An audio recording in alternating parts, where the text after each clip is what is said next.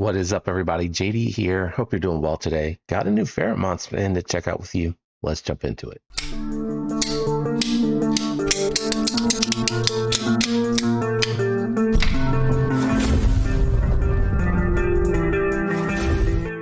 All right, guys, we have the Valkin in from Ferramonster. You guys know I really like a lot of what's going on with the Ferramonster brand, the build quality, and what they offer for the money. Really, really impressive. So you have an all titanium constructed knife here. You got a quarter length geared titanium back spacer that allows for a lanyard hole. You have a full titanium pocket clip. This one here has thumb studs and a flipper tab. Love seeing these knives from Ferramonster with dual means of deployment. I really do appreciate that. Nice, tight, aggressive jimping here. Like it snags the print on the finger. And then I love their barrel thumb studs. They do a really good job with those. We do have carbon fiber inlays that are really well done. Like I can't feel the transition anywhere on these. And then you do have speed holes on this one, so a little bit of a different design from Ferramonster. Jimping here for your thumb when you ramp up, and you have M390 on the drop point blade. Very stout detent there. I like the machine satin finish look here that you have. So you got a kind of hand rub look here, finished. I would probably say that's probably more of a hand rub. It looks really hand rub to the eye here, and then you have the machine ground on the actual grind and the swedge. Beautifully done. Sharpening tool. That sucker is way tucked back here. It's going to be a little while before you get a smile on that one. I'm able to get a nice 4-finger grip on this. I do appreciate that. I feel like Ferramonster does a great job with the size of their knives. They offer a lot of right there in the middle for every body size, like this Valkin. And then they have some smaller knives for those that like it a little bit smaller. So I do appreciate that this is still full size. Nice slender profile on here. Going to be great for EDC, but you can also office carry this one if you wanted to. The speed holes may be a little aggressive on the show side. That'll be your determination depending on where you're carrying this one. Great action. Look how smooth that is. Let me just make sure. I've had some of these. Nope, locked up solid. I was going to say I've had some of these knives, not necessarily Ferramonster, but some of the knives that come in when I go to review them, because they've been reviewed by others, have had a little bit of blade play on them, but not with this one. This one is good to go. Look at that action. Great detent. Just really well tuned. Ferramonster does a great job. They're using caged bearings, very similar to what you're seeing from Skiff. So really good blades, really good bearings there. Man, this thing is super thin, guys, super thin. I mean, it cut well, but it is crazy how thin this gets down. It's got a good standard blade stock, but they're just getting that grind down nice and thin down here.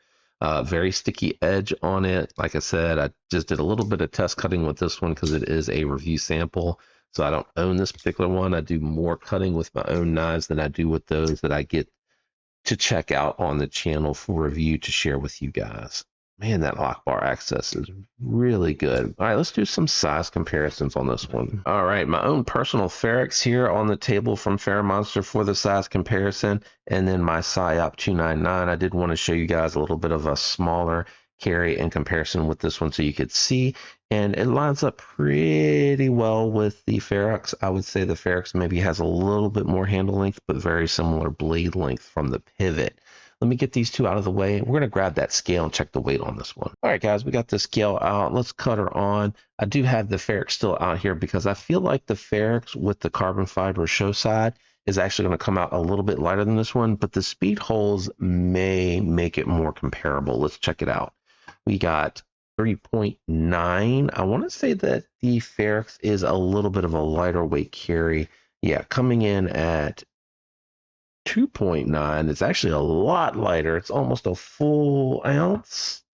It is a full ounce lighter. So that carbon fiber show side scale definitely making it a lighter carry overall. Let me get the scale out of here, guys. We'll go ahead and wrap it up with my final thoughts and impressions on the Valkin. All right, guys, final thoughts and impressions on the Valkin. If you're not familiar with the channel, I do grade these on a scale of 1 to 10, and I take into account the ergos, the performance, fit and finish, the aesthetics, and money for value. I do have a discount code on these, so when you use my link and my code, you'll save 10%, which is really good for the discount that you get on these, because these are very competitively priced. They rival that of Rayot and Best Tech, in my opinion, as far as their fit and finish, their heat treat, factory edges, and grinds. All are excellent.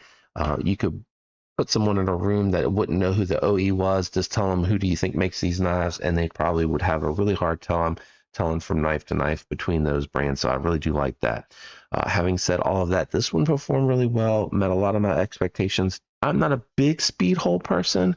I would probably go Ferrex over Valkin for me personally, but it still has a really tastefully done aesthetic. If they did one where they did an inlay instead of doing the speed holes, I'd probably go for that. I don't know that they've done an inlay version, at least memory's not serving me if they have. So for me on this particular one, I'm probably just going to go 8-1. I like everything about it, just not a speed hole guy. Like, that's the one thing I would say that I would take away from this, being that I'm not a speed hole guy. Thumb stud action and flipper action is good, grind is good, and overall fit and finish are really, really good. So if you're interested in this one, the link is down below. It helps the channel when you use it. Like I mentioned before, totally up to you guys. If you enjoyed the video, a like would be appreciated. If you're not subscribed, which a lot of my viewers are not subscribed, I would love to earn your subscription. It does help the channel when you do that, so definitely consider doing that. And that's it for me today. Thanks for hanging out. I'll catch you guys on the next one. Goodbye.